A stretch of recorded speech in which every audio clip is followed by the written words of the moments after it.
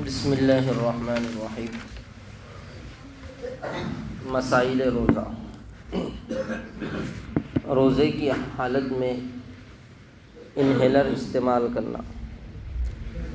دمے کے مریض انہیلر استعمال کرتے ہیں، اس کو منہ کے پاس لا کر پچکاری کی طرح دباتے ہیں، جس سے خشک پاؤڈر کی طرح نکلتا ہے۔ حلق میں اس دوا کا ذائقہ بھی محسوس ہوتا ہے، پھیپھڑوں کو سکون بھی ملتا ہے۔ اس سے روزہ ٹوٹ جائے گا۔ اگر کوئی دمے کا مریض روزہ رکھے پھر اچانک انہیلر لینے کی شدید ضرورت محسوس ہو کہ انہیلر نہ لینے سے جان کا خطرہ ہو یا بیماری بڑھ جائے گی تو انہیلر استعمال کرنا جائز ہے۔ البتہ انہیلر استعمال کرنے سے روزہ ٹوٹ جائے گا۔ بعد میں قضا لازم ہے، کفارہ لازم نہیں ہے۔ کتاب الفتاویٰ۔ بواسیر کے اندرونی مسوں پر دوا لگانا۔ بواسیر کے اندرونی مسوں پر مرہم یا دوا لگانے سے روزہ ٹوٹ جائے گا، مگر جو مس سے باہر رہتے ہیں ان پر دوا لگانے سے روزہ نہیں ٹوٹے گا۔ احسن الفتاویٰ۔ کلی کرتے وقت حلق میں پانی چلا گیا، یہ عام مسئلہ ہے، بہت اس طرف توجہ ضروری ہے۔ کلی کرتے وقت حلق میں پانی چلا گیا اور روزہ یاد تھا تو روزہ ٹوٹ جائے گا۔ اب یہ نہیں بنے گی کہ میں نہیں لے جانا چاہ رہا تھا لیکن چلا گیا، اب روزہ بہرحال ٹوٹ جائے گا۔ قضا واجب ہے، کفارہ واجب نہیں ہے۔ اس لیے کلی کرتے وقت احتیاط کرنا چاہیے۔ اسی وجہ سے تو ہم عام طور پر غسل کے فرائض میں دیکھتے ہیں کہ غسل کے فرائض میں گرگرہ کرنا ہوتا ہے، لیکن روزہ ہو تو کیا کہا؟ کلی کرو۔ ہو سکتا ہے کہ گرگرے میں پانی باہر واپس نہ آئے، اندر چلا جائے، تو وضو کرتے وقت بھی احتیاط کرنا چاہیے۔ روزہ یاد ہو اور پھر بھی پانی اندر چلا جائے تو روزہ بہرحال ٹوٹ جائے گا۔ روزے کی حالت میں بیوی سے بوس و کنار کا حکم۔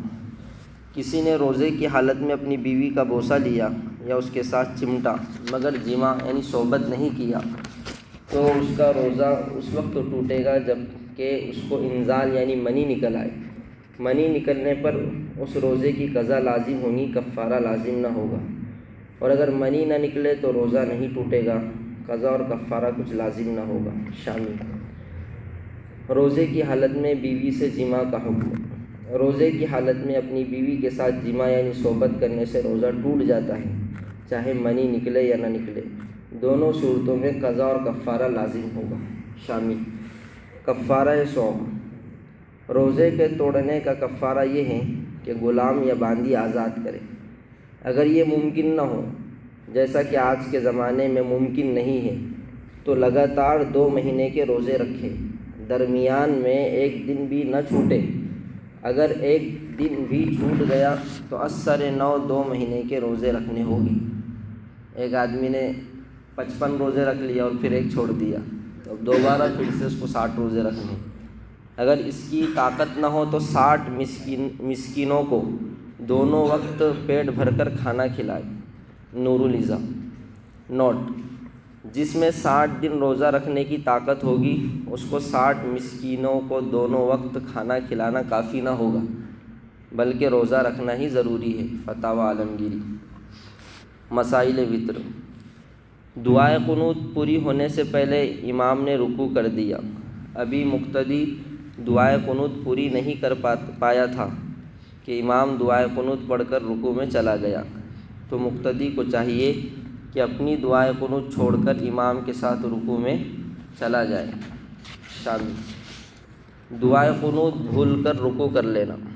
وتر میں دعائے قنوت پڑھنا بھول جائے اور رکوع میں چلا جائے تو دعائے قنوت کے لیے قیام کی طرف لوٹنے اور دعائے قنوت پڑھنے کی ضرورت نہیں ہے، بلکہ بہتر ہے کہ دعائے قنوت چھوڑ دیں اور آخر میں سجدہ سہو کر دیں، کیونکہ دعائے قنوت واجب ہے اور واجب بھول سے چھوٹ جانے سے سجدہ سہو واجب ہوتا ہے۔